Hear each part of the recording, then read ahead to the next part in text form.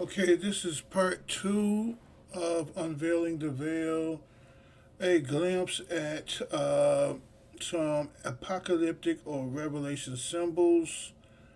You can pause here if you like to read uh, this slide. I'm going to move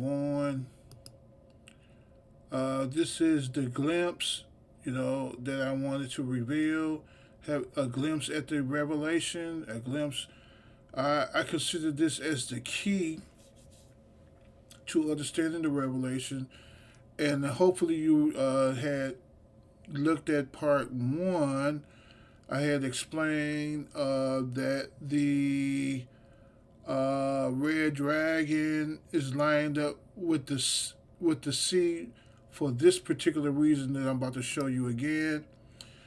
The red dragon is lined up with the sea is because, according to the revelation, the woman sitting upon the scarlet curled beast is on the sea, and that's why I have the red dragon, which is Hydra, right?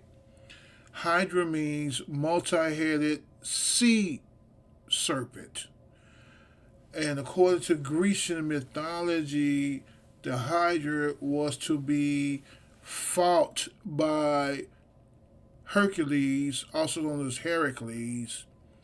But Hercules, as part of one of his trials, he had 12 trials, and defeating the Hydra was his second trial.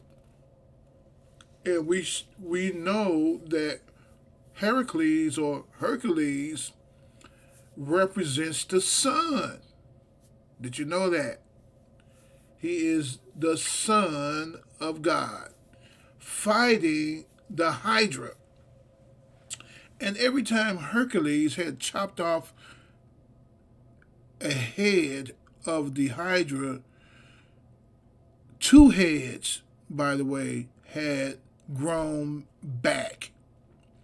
So, what does this all mean? Well, before I delve into that, I wanted to just do a quick recap. For she saith in the heart, I sit a queen and am no widow. That's another indication that lust, is ruling. And here it is, verse 14 of chapter 18, Revelation. And the fruits that thy soul lusted after, Babylon whore, I departed from thee.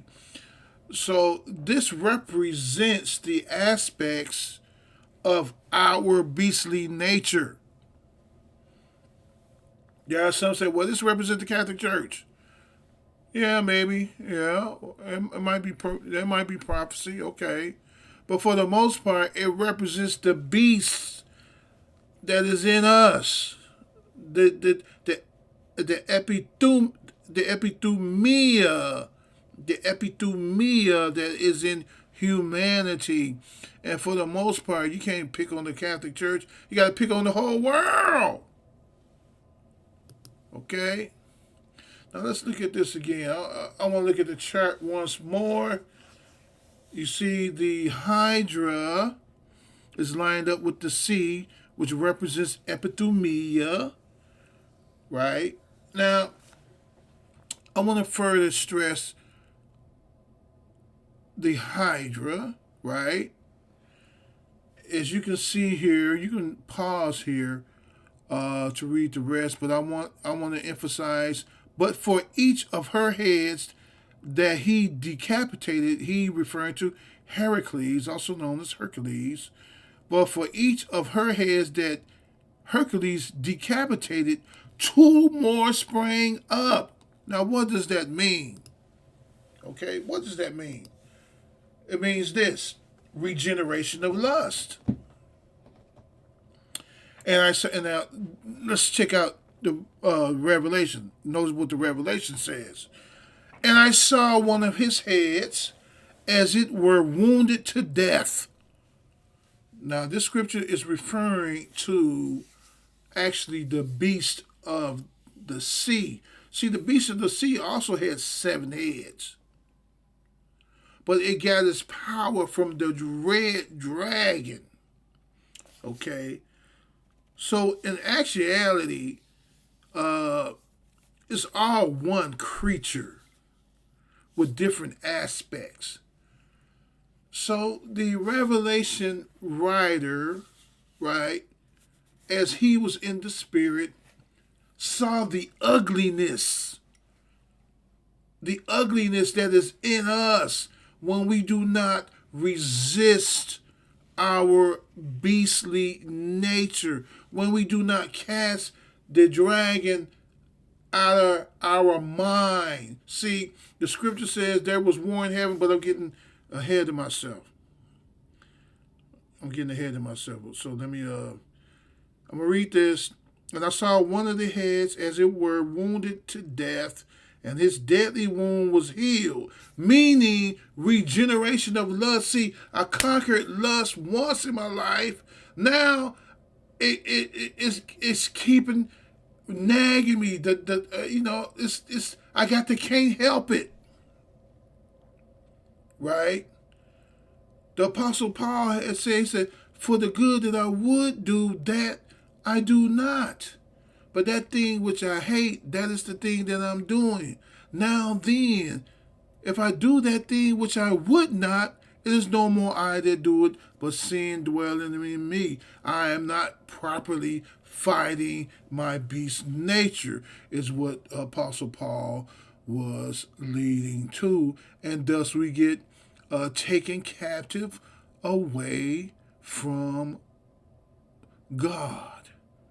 We get swallowed up into the abyss of sin and degradation and a reprobate mind. Now, Plato said this. He said Plato suggested that if a person were to cut open a homunculus, a lion and a many-headed beast would be revealed. These creatures represent three different kinds of soul out of which someone is composed. In Greek, they are logos, which means reason, thumos, which means anger and wrath is being spirited, zeal. That's what thumos means. Epithumia, which means concupiscence and lust. And I have a link there so you can find this particular writing, because I didn't make this up. This is more here. Plato argues that just one of these creatures can be the master, right? Are you ruled by lust?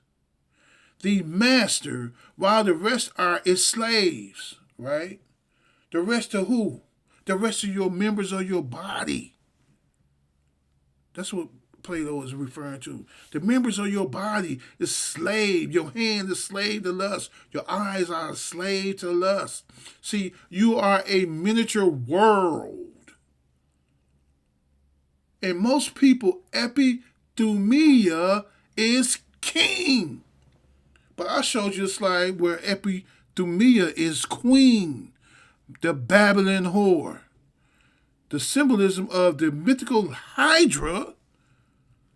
Should you cut off one head, another to grow in its place.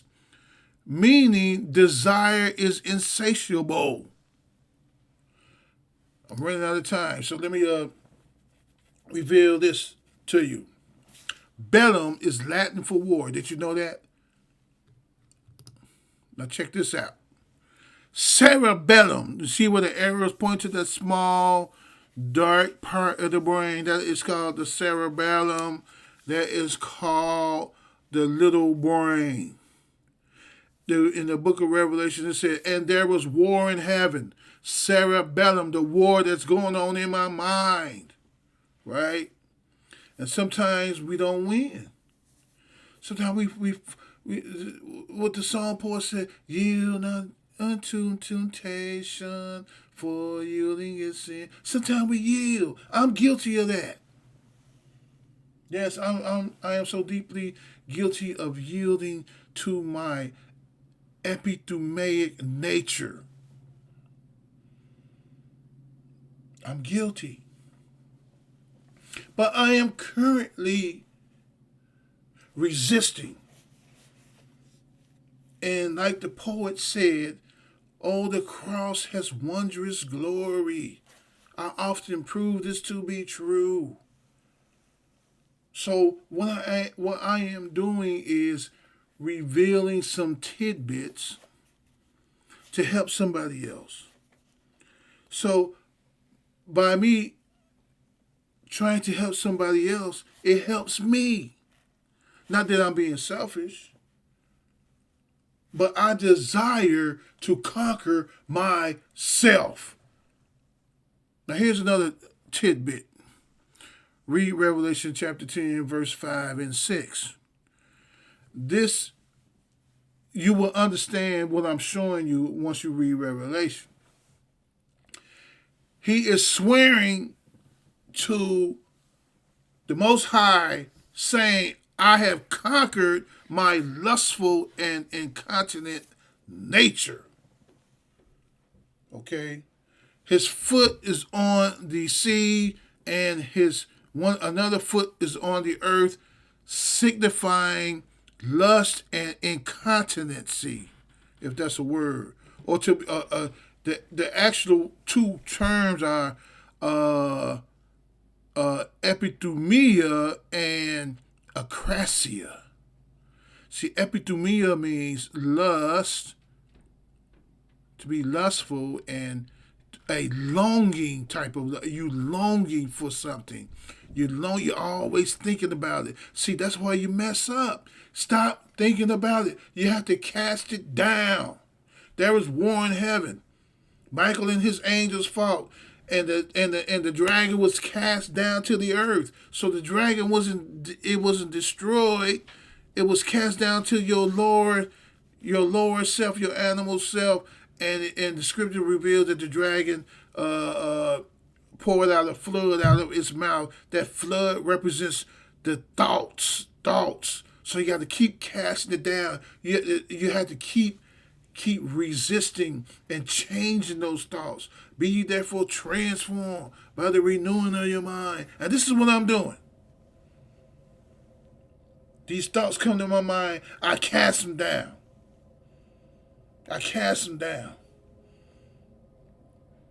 And this is also called spiritual alchemy. Okay, so akrasia means to be incontinent, which means you weak will. You have a weak will. You can't resist temptation.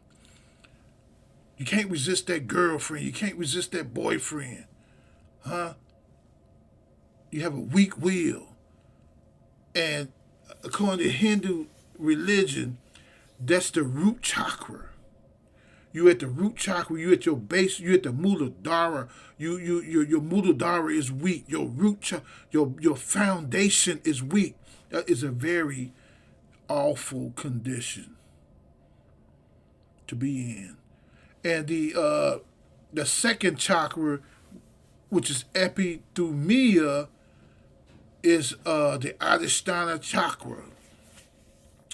And to have that to be weakened is very, very bad. You can actually have some mental issues, some very bad mental issues. Let me push on. This is epithumia in the Greek language, Greek lettering, spelling. It means concupiscence. And I stood upon the sand of the sea and saw a beast rise up out of the sea, having 7 heads and 10 horns, and upon his horns 10 crowns, and upon his heads the name of blasphemy. Well, the 10 horns, I'm just going to give you the short version. The 10 crowns represents 5 aspects. 10 aspects rather, 1 positive, 2 negative.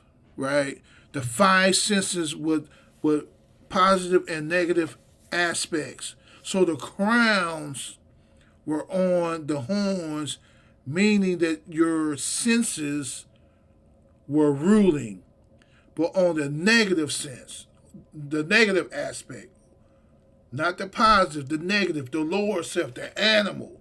The animal is ruling. Your animal self is ruling, and that's at your second chakra. It's at your second chakra, the Church of Smyrna. The Church of Smyrna, right? The negative aspect. That is a very bad spiritual condition. It's very bad. It's terrible.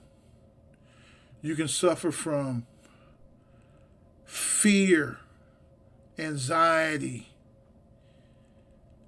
sexual. You've been having too much sex. You've been having too much sex. I'm guilty. I'm talking about myself here, people. This is what I'm showing you. I'm giving you my testimony. The fear, the dread. The dread is awful bad spirituality. Especially when you know better, and I knew better. I knew better. But I was yet on my quest for the truth. And the beast that I saw was like a leopard, and its feet like a bear, and its mouth the mouth of a lion. I earlier part of the slides, I revealed what that mean. The lion, which is Thumas, right? It's Thumas. And I saw one of his head as it were wounded to death, and the wound came back. The head came back. So this is, although this is the beast, it is also the red dragon. It got its power from the red dragon. We're really talking about one spirit here, that beastly spirit. But the Revelator is showing us different aspects of the ugliness in us. It's really one spirit, the beastly spirit. Okay? So it says all the world wondered after the beast, meaning that world, the Greek term for world is cosmos. So you have a macrocosm and a microcosm. Man is a microcosm. You are a world to yourself. And in your world, you have members of your body. So the members of your body is wondering, Victor, you didn't used to do that before. Why are you grabbing that girl's butt? Why are you looking at that woman like that? Why are you saying things like that, Victor? You didn't do that before. Right? So it's the world, your members of your body wondering. So great fear will come upon you. Believe me, it's real. It's very real. Do not sin, brothers and sisters, especially if you've been initiated by the flame. If you have been initiated by the flame, maintain. Now, I'm showing this as an example of concupiscence. This is Tyler Perry's movie, Why Did I Get Married? Concupiscence meaning lust. And there's also a little Thumas here. If you look in the upper left corner, where that lion heart is, representing wrath and rage. If you remember this movie, if you saw it, you know why I'm showing this. Here's another graphic depiction of more so Thumas, right? Barbara Stanwyck and Sterling Hayden in a movie called The Crime of Passion, right? When you're operating in the lower chakras, you're operating at the Church of Smyrna, you're operating even at the Church of Ephesus, the two chakras. If you operate in that area, you are subject to commit crimes of passion. Okay. Here it is, the chart once again, just for to remind you as a reminder. And I'm going to end with this last slide right here. I have a link to this last slide. I'm going to quickly read it. And its widest exception, concupiscence, which is epithumia, is any yearning of the soul for good. But in its strict and specific acceptation, a desire of the lower appetite contrary to reason. So we have five senses, but for good it's the positive sense, and for evil it's the negative. So that's your 10 horns. Okay, you might want to pause here and read the rest. And with everything said, I bid you adieu.